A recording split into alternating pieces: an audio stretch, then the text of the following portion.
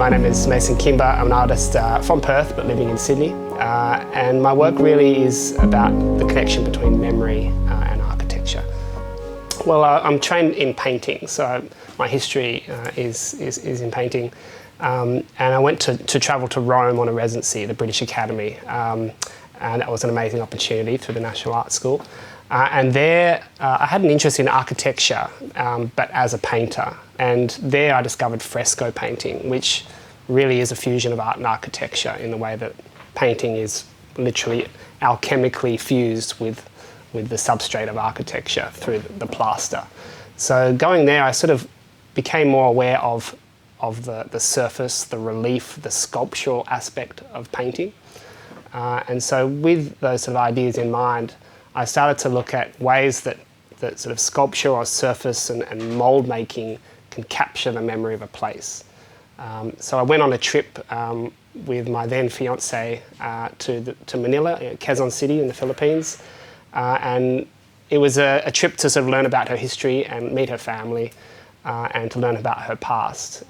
And while I was there, I bought some silicon, had to source silicon, which is basically a putty-like sort of material which you're able to knead into the surface of things, and then once it's dry you can just pull it off, and then you've got like a physical photo of a place.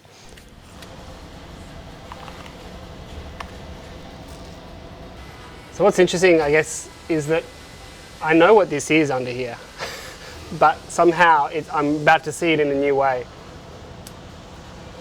And I can feel the suction. It's quite a long process. So yeah, they start with this record, which is really like it's quite an accurate copy of a surface. Like literally, you can see the surface in the copy. And then that gives you a sort of negative. So I've got a couple here. That would be a negative of the impression of actually a family heirloom, which was a hand-carved wooden chest in her house. Because I was asking about what are the aspects of the house that mean a lot and that sort of characterise her childhood, and this hand-carved chest came up. So I sort of start off with a copy of that, and so I pour different casting material into the mould. And the beauty of this silicone is that it can move, so you can just pop things out. And so the process in the studio is working with these kind of representative indexes, you can call them, but also with materials and the process of when materials kind of move and morph and allowing that process to also shape the works, so that there is this sort of chance element that also speaks to maybe the kind of conditions of Manila. It gets hit by all these like natural disasters, typhoons and volcanic ash and this kind of moving of material. I saw that the processes in the studio could actually sort of embody the fabric of the city.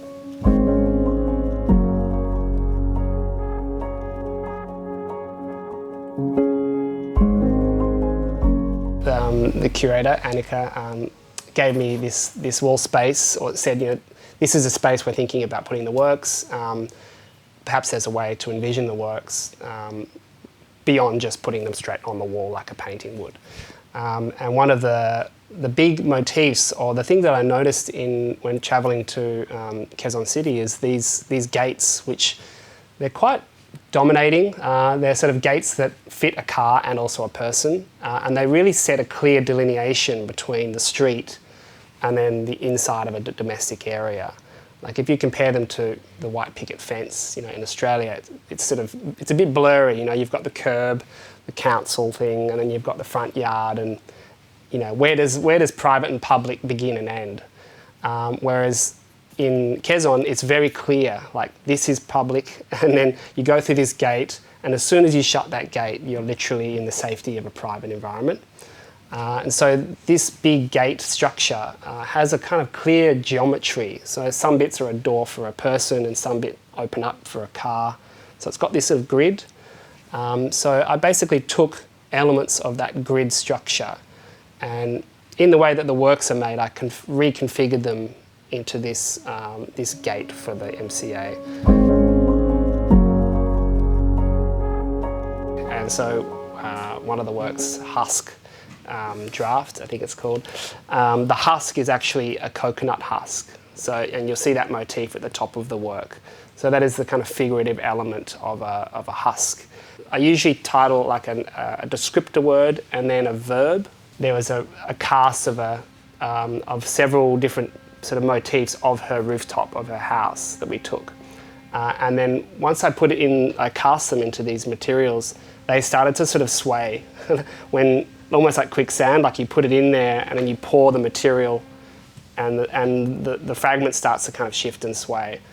Hopefully when people see the work, they're going to sort of, there'll be things to unpack over time. There'll be like layers, even though it looks like a single layer, it should have layers that, you know, upon closer look, and like all good artworks, I think, will just reveal more over time the more you notice.